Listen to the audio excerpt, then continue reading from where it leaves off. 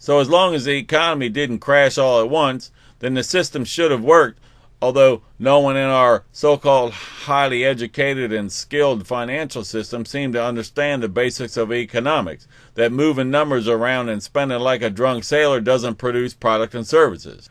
By their logic, the worse things got, the more money they made. It's like if you were stranded on an island with limited rations and decided that it would be better to eat all the food at once rather than stretch it out until a new food source could be found. That's what our elite crack force of bankers and economists did to cause the economy to crash, and are still doing it today. So if everyone started losing money at once, multi-trillions of dollars worth of derivatives contracts would come due at the same time, with there being no money to satisfy them. Like if there was a major earthquake that destroyed New York and everyone had earthquake insurance. This would have a dominoes effect of crashing the whole world's economy, unless, of course, as was quietly known in the big bank circles, the government stepped in and paid them off with real cash. So in essence, it became more profitable to crash the system, so the Federal Reserve would be forced to step in and turn all that invisible money created out of thin air, built on top of $1 trillion worth of worthless rubles, into real money, which is what happened in 2008-2009 under the bailout program called TARP. But there's still more to the story. In July of 1999, it leaked outside the oil industry that MTBE did more than clean the air. It caused changes in weather patterns that led to a nationwide drought. Then when Clinton and the EPA called for it to be removed from gasoline immediately, it was, but discreetly. So MTBE stopped making profits to surface that initial $1 trillion loan that Wall Street had built this pyramid scheme on top of, which forced Enron to come up with payments on the loan any way that it could.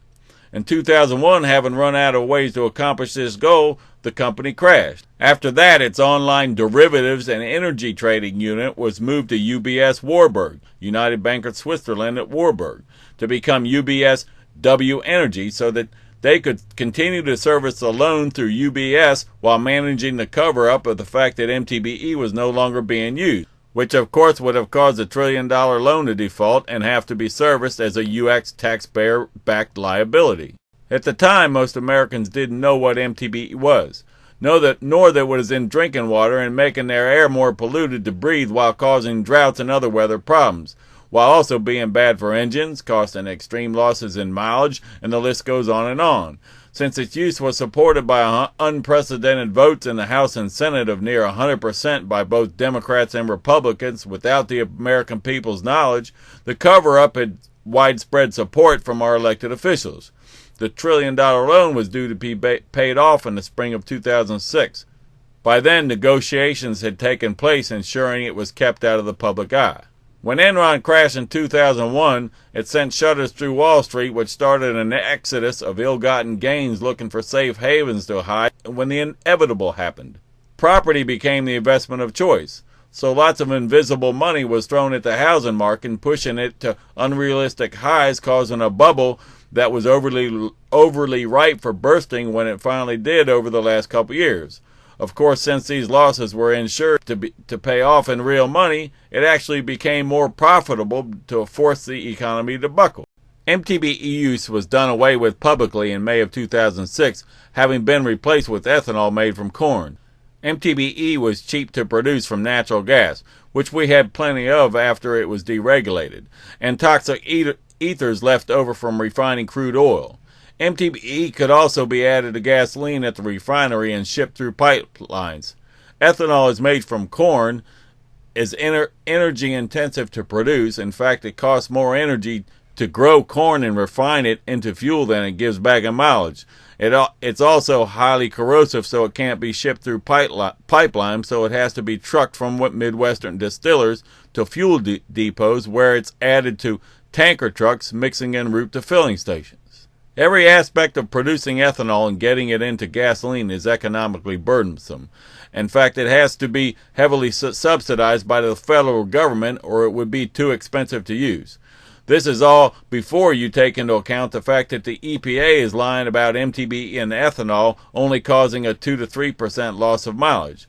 In most cars, it causes a bigger loss of mileage than the amount added to it, meaning if 10% is added to gasoline, there is a 10% loss of mileage or more compared to none being added to that same amount of gasoline. So even after such a huge waste and drag on the economy needed to produce ethanol, we get nothing back for it. In fact, we lose mileage. So at the same time we see the switch from MTBE to ethanol, we see the value of the dollar start a free fall into steady decline. This drove up the cost of oil for us since we needed more dollars to buy a barrel of it. Since cheap gasoline was the backbone of our economy, the price of everything else started to rise as well.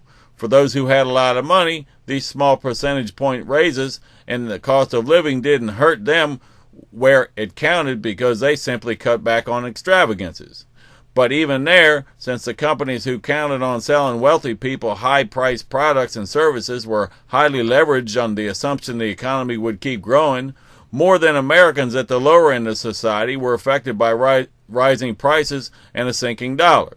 And low-wage workers who'd taken out easy-term loans under Bush ownership society had their lives turned upside down because they couldn't afford to buy food and gas and pay their bills at the same time. So prices rose, loans failed, and speculators leveraged their losses speculating on oil, which drove the price of gasoline and diesel fuel up even higher.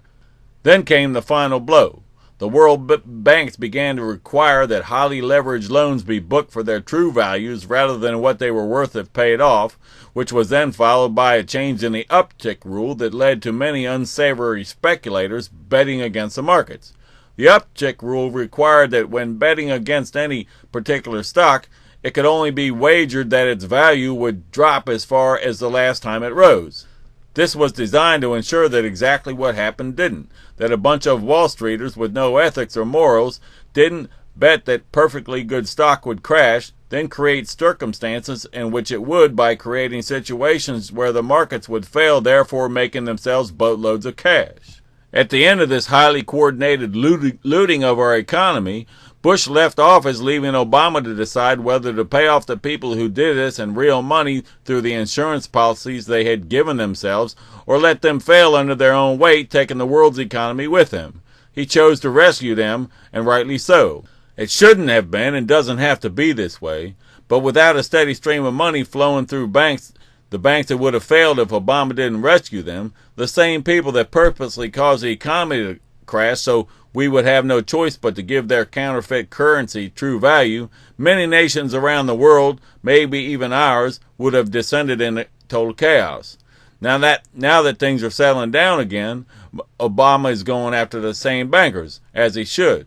But he has yet to set the record straight on how this happened in the first place, nor to point out that the way we're being forced to use ethanol is a drag on the economy and environment that we can't afford even if it worked the way they're lying and saying it does.